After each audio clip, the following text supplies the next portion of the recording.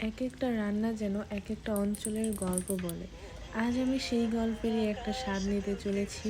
আসসালামু আলাইকুম, আমি হ্যাপি ফ্রম রংঘর বাই হ্যাপি। আশা করি আপনারা ভালো আছেন। আমিও খুব ভালো আছি।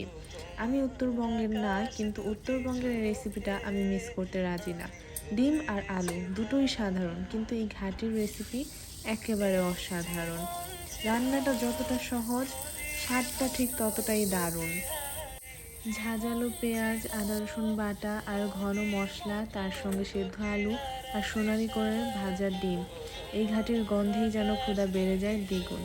আমি একটু ভিন্নতা এনেছি, এখানে মূলত ভাজা ডিমটা ইউজ করা হয়, কিন্তু আমি সেদ্ধ ডিমও ইউজ করেছি। দুইভাবেই আমি টেস্ট নিতে চাচ্ছিলাম। তো অবশ্যই আপনারাও ট্রাই করে দেখবেন একবার, সত্যি অসাধারণ হয় খেতে। এটা ছিল আমার ঘরে উত্তরবঙ্গের এক টুকরো ঘ্রাণ। তো এখানেই আমি বিদায় নিচ্ছি। আপনারা ভালো থাকবেন। আল্লাহ হাফেজ।